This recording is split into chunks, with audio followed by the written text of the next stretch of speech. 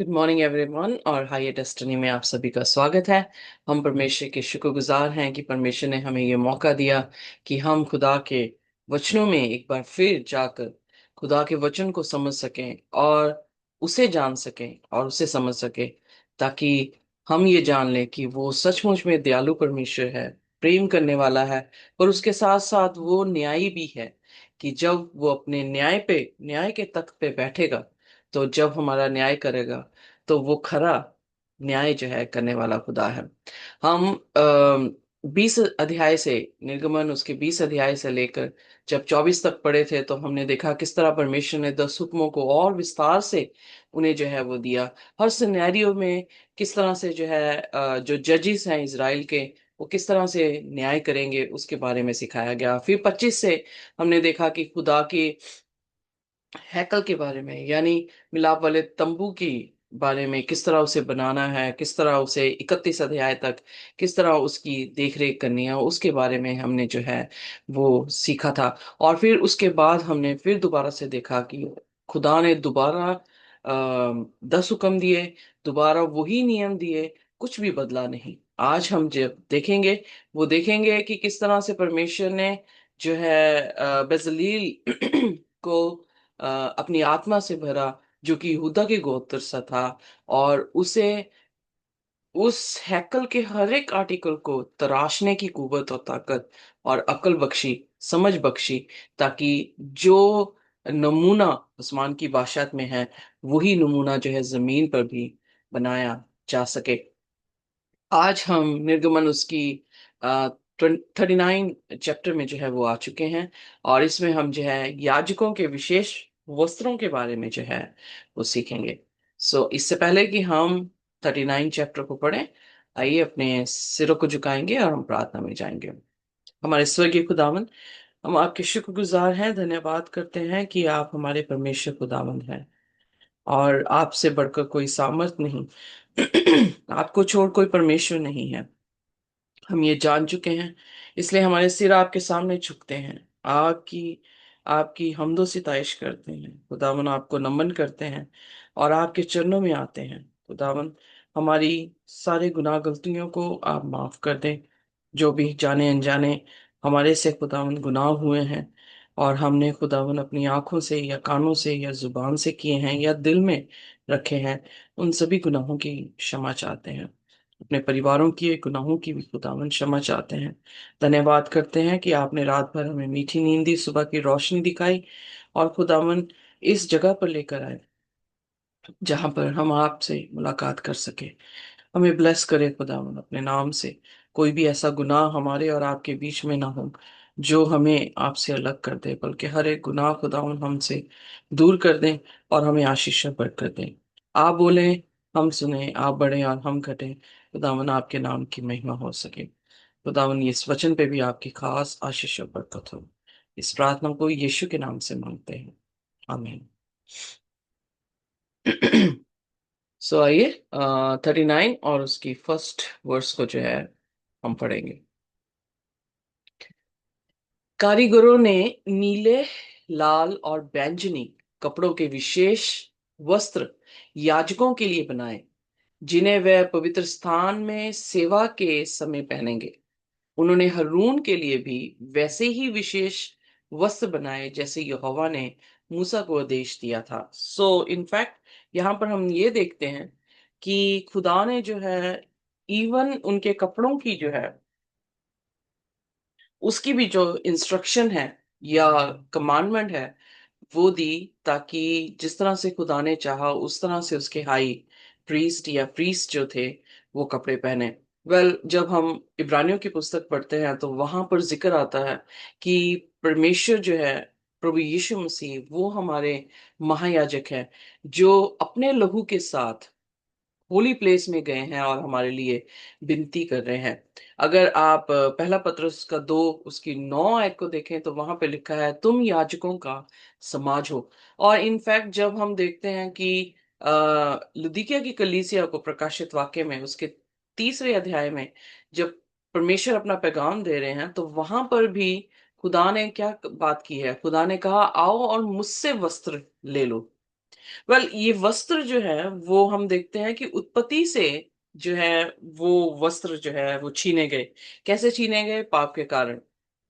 आदम और हवा जो है परमेश्वर की महिमा से जो है वो अपने आप को ओढ़े हुए थे और उनको कभी भी अपना नंगापन जो है वो दिखाई नहीं दिया। पर जैसे ही उन्होंने पाप किया, वैसे ही उन्हें महसूस हुआ कि वो नंगे हैं। और अपने नंगेपन को छुपाने के लिए बाइबल बताती है उसके तीसरे अध्याय में, उत्पत्ति उसके तीसरे अध्याय में, कि उन्होंने पत्तों से अपने नंगेपन को जो है वो ढांपने की कोशिश की। और जब वो अपने नंगेपन को पत्तों से ढांप रहे हैं तो खुदा ने उन्हें मेमने की चमड़ी के कपड़े दिए। सो आप देख सकते हैं कि खुदा की योजना जो है वो क्या थी।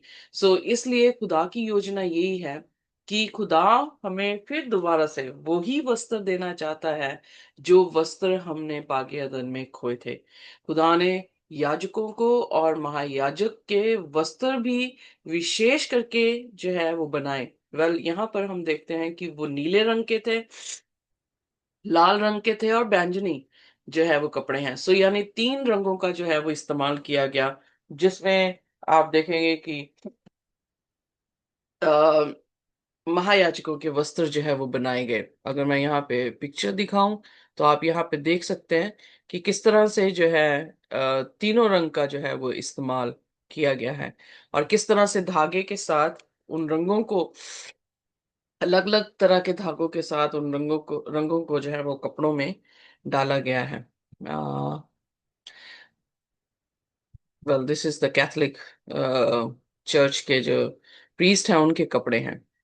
But this is the one जो हाई प्रीस्ट को जो है वो कपड़े बनाए गए। बट हम जब प्रकाशित वाक्य 17 अध्याय में गए तो वहां पर एक स्त्री का जिक्र जो है वो किया गया है। और वो स्त्री जो है वो एक जानवर के ऊपर जो है बैठी है। और हम ऑलरेडी जो है वो सीख चुके हैं 13वें अध्याय में कि जो जानवर है या पशु है वो एक राज्य को दिखा रहा है। सॉरी, एक राज्य को जो है वो दर्शा रहा है। सो स्त्री, जब 17 की 18 आयत है तो वहां पे लिखा है, और वह स्त्री जिस तूने देखा है वह बड़ा नगर है जो पृथ्वी के राजाओं पर राज्य करता है। सो ये इसका मतलब स्त्री जो है और जिस पे वो बैठी है वो राज्य को जो है वो दिखा रहा है। और फिर बाइबल में लिखा है 16वीं आयत में, यानी प्रकाशित वाक्य 17 उसकी 16वीं में, और जो 10 सींग तूने देखे वे पशु वे वेश्या से बैर रखेंगे। और I am sorry, wait a minute.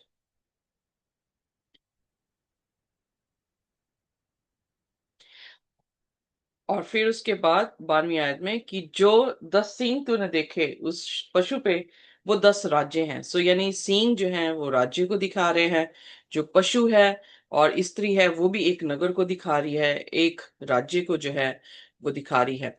सो स्त्री बाइबल में कलीसिया को दिखाया गया है और कलीसिया एक ऐसे राज्य पे जो है वो बैठी है।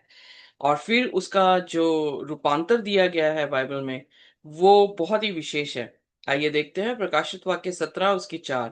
ये स्त्री बैंजनी और किरमची कपड़े पहने थी और सोने और बहु मोल मणियों और मोतियों से सजी हुई थी। और उसके हाथ में एक सोने का कटोरा था जो घृणित वस्तुओं से और उसके व्यभिचार की अशुद्ध वस्तुओं से भरा हुआ था। सो अगर स्त्री कलीसिया को दिखा रही है, कलीसिया एक ऐसे पशु के ऊपर जो है वो बैठी है, पशु जो कि राज्य को दिखाता है, पशु जो कि एक मॉरल कंडीशन भी देख सकते हैं कि उस इंसान से जैसे हम कहते हैं कि इंसान नहीं तुम जानवर बन गए हो। तो ये फ्रेज हम इसलिए देते हैं कि उसके करेक्टर जो है वो खराब हो चुके हैं। सो जब 13वें अध्याय में हम पढ़ते हैं तो वहां पर उस पशु की मूर्ति बनाई गई, उस पशु की छाप दी गई, और जो कोई उसको वर्शिप नहीं करेगा उसे जो है मार डालने की बात की गई है। और उस पशु का अंक जो है वो 666 करके जो है वो बताया गया है। वेल अगर आप इसके बारे में ज्यादा जानना चाहते हैं तो आप हायर डेस्टिनी प्रकाशित वाक्य की पुस्तक जो वर्स टू वर्स हमने वहां पे पढ़ी है और उसकी व्याख्या की है, आप वहां जाकर जो है इसे देख सकते हैं। पर यहाँ पर हम देख रहे हैं कि खुदा ने बैंगनी और लाल रंग के कपड़े और नीले रंग के, इनफैक्ट आप देखेंगे कि नीला रंग जो है वो इस स्त्री ने, या इस झूठी कलीसिया ने, जो कि सेम एक चर्च को डिनोट कर रही है, उसने जो है वो नहीं डाला। पर किरिमची और लाल रंग के कपड़े जो है बाइबल बयान कर रही है कि उसने डाले हुए हैं। और उसने सोने और मणियों के साथ अपने आप को, या मोतियों के साथ अपने आप को सजाया हुआ है।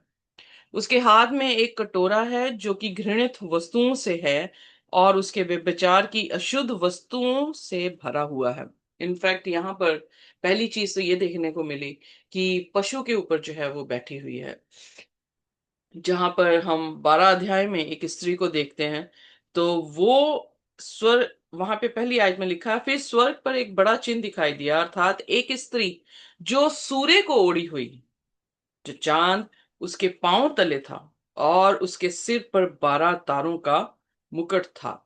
दो तरह की स्त्रियां प्रकाशित वाक्य में बताई गई हैं, दो तरह के चर्च है। एक चर्च है जो कि पवित्र चर्च है, जो धार्मिकता का सूरज प्रभु यीशु मसीह को ओढ़े हुए है। और चंद्रमा हमेशा सूरज से रोशनी लेता है, तो वो यीशु मसीह का वचन है। यानी अगर हम कहें कि जो यीशु मसीह के बारे में प्रोफेसी कर रहे थे, वो पुराना नियम था, और उसकी प्रोफेसीज जो है सारी की सारी नए नियम में जो है वो फुलफिल हुई हैं। तो अगर यीशु मसीह धार्मिकता का सूरज है, तो उसे ओढ़कर, और जो उसके प्रति प्रोफेसीज हुई थी उस पर जो है चंद्रमा पे जो है वो खड़ी है। 12 सितारे, सितारों का जो है वो मुकुट उसने डाला है। तो 12 आंकड़ा हम जानते हैं कि जैसे 12 शगिर्द थे, 12 12 पैट्रियर्क, 12 प्रॉफिट। सो 12 गोत्र थे। ये एक तरह का लीडरशिप की जो है वो आंकड़ा है बाइबल में, जहां पर खुदा ने हमेशा 12 जो है वो लीडर्स चुने हैं। जजिस में आप देखेंगे 12 जजिस जो हैं वो चुने हैं। प्रॉफिट्स में देखेंगे 12 प्रॉफिट्स जो है वो बाइबल में पाए गए हैं। आप स्वर्ग की नींवों को देखेंगे तो वो 12 नींवें हैं। आप स्वर्ग के दरवाजों को देखेंगे तो वहां पर 12 दरवाजे हैं। 12 गोत्रों के ऊपर जो है आधारित है। इसलिए हम देख सकते हैं कि जो बिल्कुल सफेद है वो एक सच्ची कलीसिया है। और उसका वर्णन जो है बाइबल बड़ी अच्छी तरह से बताती है। 12 की 17 आयत में उसमें लिखा है, और अजगर स्त्री पर क्रोधित हुआ और उसकी शेष संतान से जो परमेश्वर की आज्ञाओं को मानते और यीशु की गवाही देने पर स्थिर हैं, लड़ने को गया, और वह समुद्र के बालू पर जा खड़ा हुआ। यहाँ पर हम देखते हैं कि अजगर जो 12 अध्याय की स्त्री है उसके ऊपर जो है वो क्रोधित हुआ।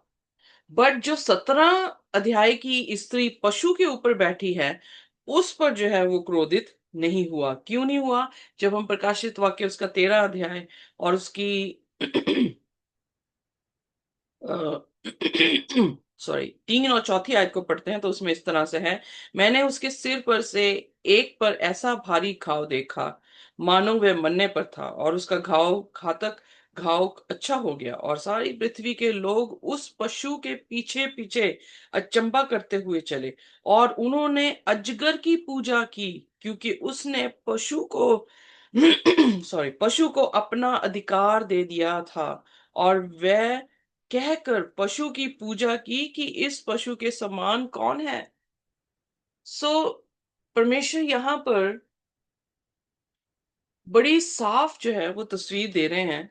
और वो तस्वीर क्या है कि एक तरफ जो है वो सच्ची कलीसिया है, जिसके पीछे जो है वो शैतान पड़ा है, क्योंकि उनके पास दो चीजें हैं, कि वो खुदा के हुक्म रख रहे हैं और यीशु मसीह की गवाही रख रहे हैं।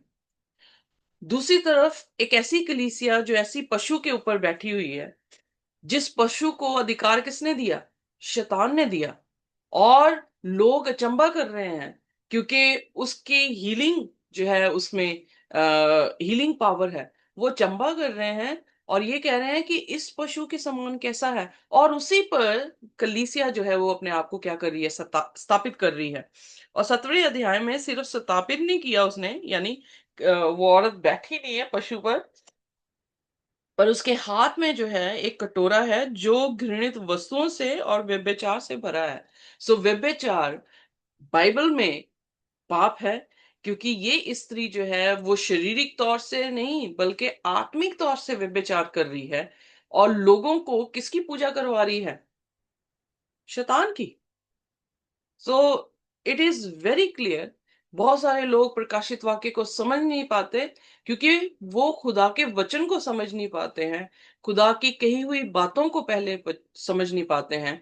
क्योंकि प्रकाशित वाक्य की 400, करीबन 404 आयतें लगभग जो है वो पुराने नियम से ली गई हैं। सो अगर हम पुराना नियम नहीं समझ पा रहे हैं तो नया नियम कैसे समझ पाएंगे? सो पुराना नियम और नया नियम दोनों हमारी आंखें हैं, जिससे हम चीजों को जो है वो साफ साफ देख सकते हैं। सो यहाँ पर परमेश्वर अपने अपने नबियों या अपने जो याजक थे उनके वस्त्रों को भी जो है वो इंस्ट्रक्शन दे रहा है कि उनके वस्त्र जो है ऐसे होने चाहिए। पर शैतान ने क्या किया? उसी को कॉपी जो है करके उसने एक ऐसी कलीसिया स्थापित कर दी जो कलीसिया खुदा की नहीं है।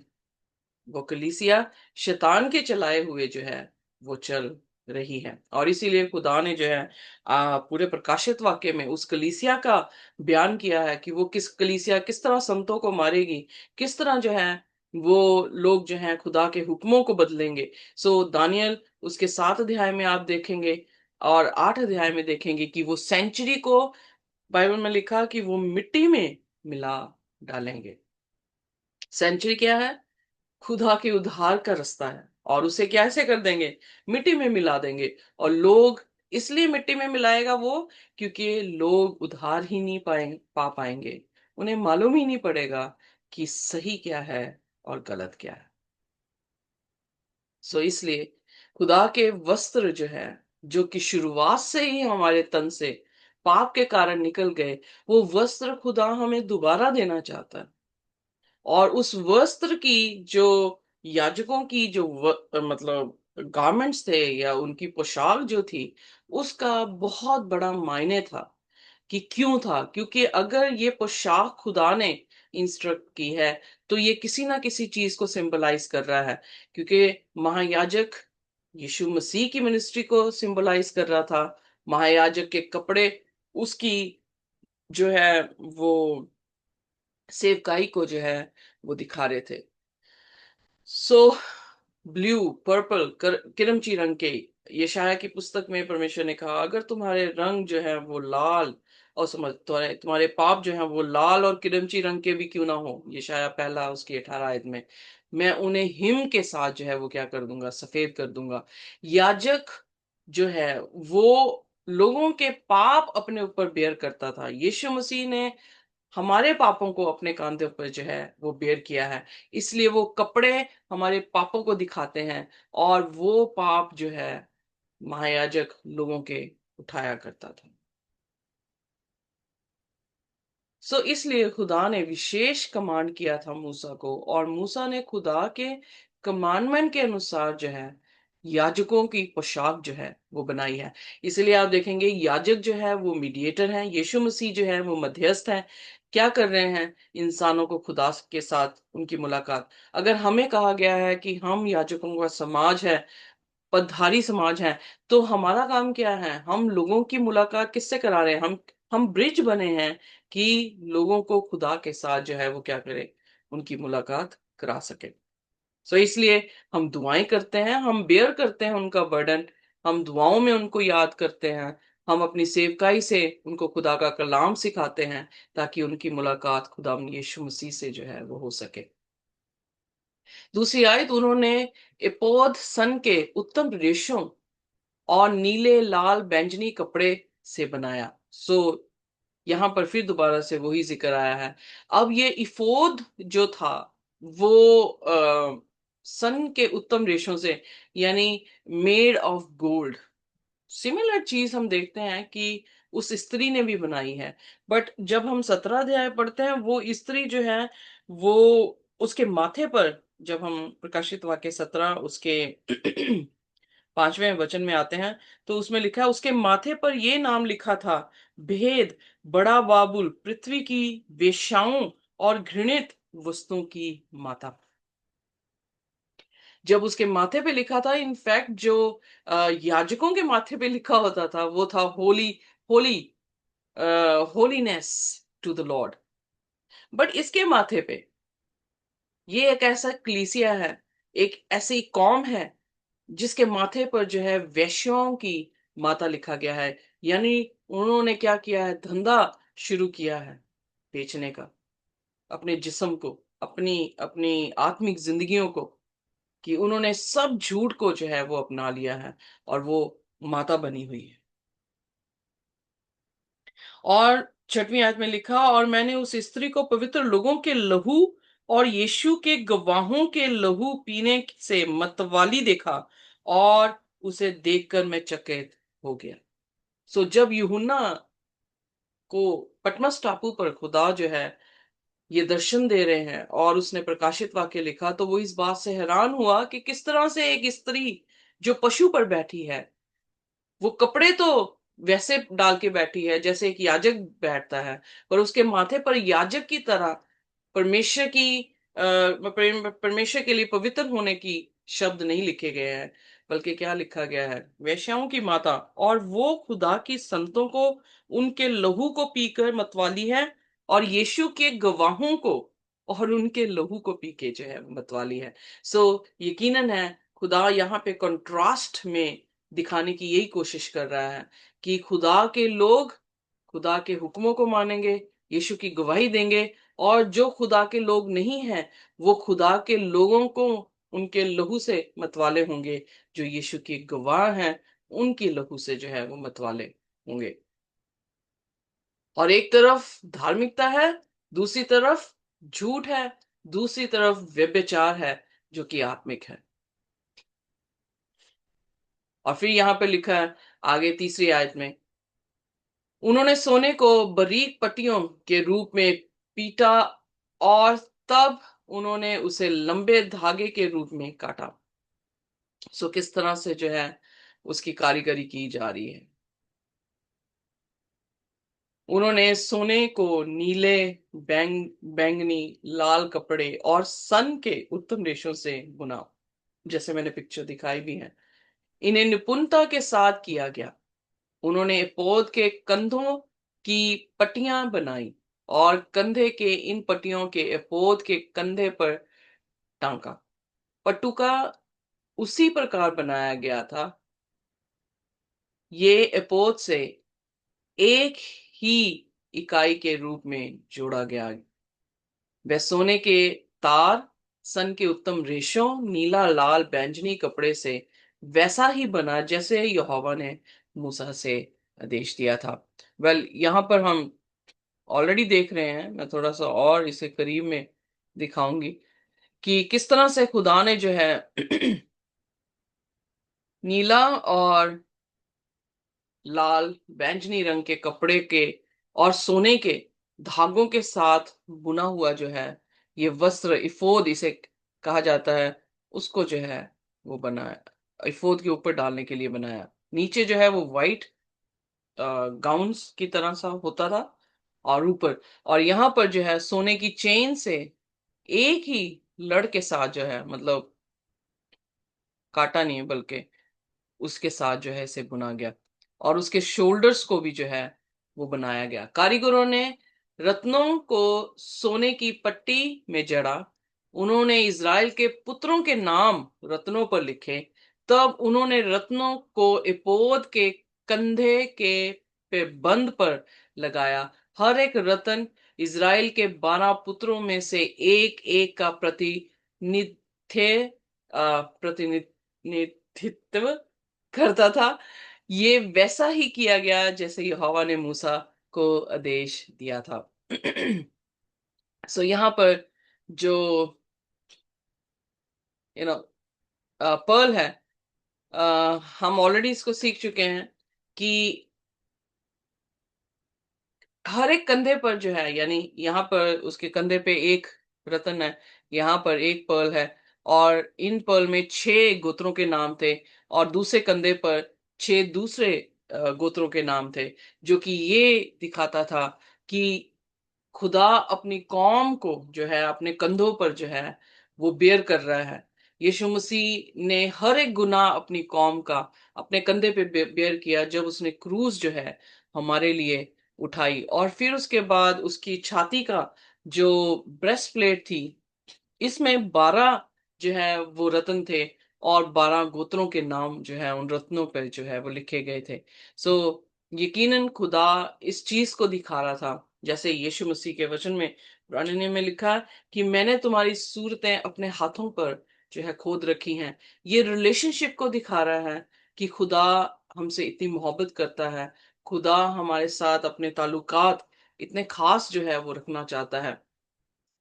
हम कई बार जब हम किसी भी पेशेंट को देखते हैं तो अचानक से अगर हम देखें तो कई बार डेट लिखी होती है, टैटू जो बना होता है डेट का बना होता है। तो अ, कई बार मैंने जो है वो खास करके पूछने की कोशिश की कि ये डेट का क्या अर्थ है।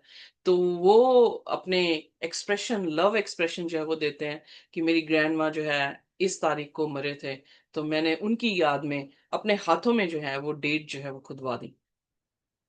सो लाइक उनके रिलेशनशिप उनकी ग्रैनी के साथ कैसे थे, या उनकी दादी या नानी के साथ कैसे थे, उनके इस टाटू से हमें पता लगता है। जब यीशु ये कह रहे हैं या खुदा ये कह रहे हैं कि मैंने तुम्हारी सूरतों को अपने हाथों में खोद रखा है, तो हम उनके दिल की उस जज्बात को जो हमारे लिए उठता है उसको देख सकते हैं।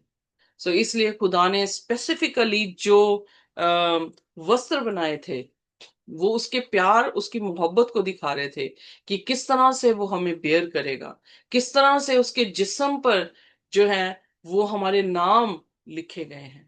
धन्य है वह जिनके नाम क्या है, मेमने की पुस्तक में लिखे गए हैं, क्योंकि वो क्या होंगे, जिंदगी को पाएंगे। उन पर दूसरी मौत लागू नहीं है।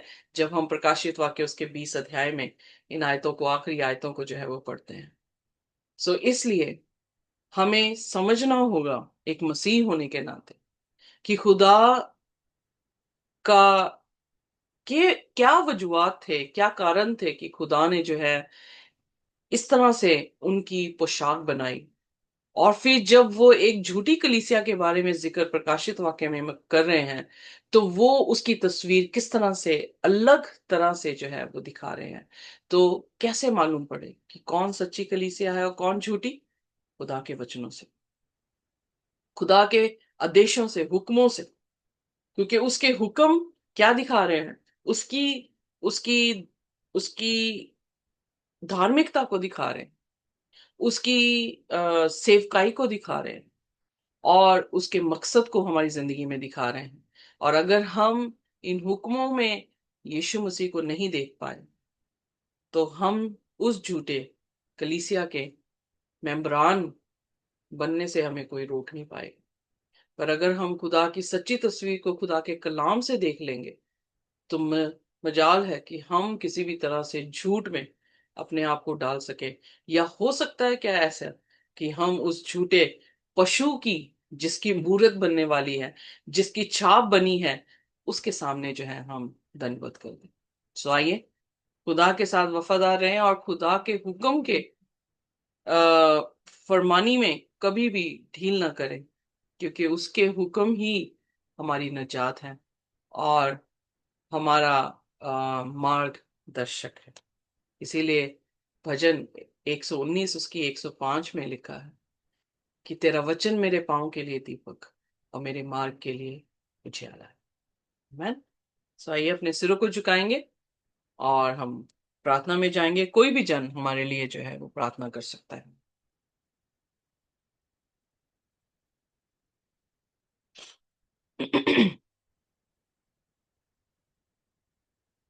Yes, Lord. You said, Father, come to me, all who are burdened and heavy laden, and I will give you rest. In your words, we have peace. We have, Lord, everything in it, Father. With your word, Father, your word is a light to my, is a lamp to my feet and a light to my path, Father. We thank you, Father. We thank you for every word, Lord. Yes, Lord. Yes, Lord, as you have selected us, you have chosen us, you have kept us, Father. Every word, Lord, in the sanctuary, the dress which you have given for the high priest, Father. We thank you, Father, in every word it carries your word, carries the works of it, Father, which you have done for us, Father. Thank you, Father. We thank you for every gold, blue, purple, and scarlet. Yes, Father, and the linen and the yarn, every word, Father, it is for your priests that they have been set apart. The sanctuary is being kept in that same way. They are also set apart, the high priest, and you have given yourself for us as high priest, interceding for us day and night, Father, and helping us, Father, and coming out of it everything, Father, which you have told us, Lord, and believe on your word, and he who endures till the end shall be saved. You said, no, Father, help us to hold on it, whatever you have given to us, Father, in faith, Father. Yes, Lord, without faith it is impossible to please you, Father. We thank you, Father. We thank you for everything which you have given, Father. We give all the honor and glory to you and you alone. We ask all this in the name of your only Son, Jesus Christ, we pray. Amen. Amen. खुदा की शांति और उसका अनुग्रह हमारे साथ जब तक कि हम यीशु मसीह को रूबरू ना देख लें इसी तरह से बना रहे। आमीन। Amen.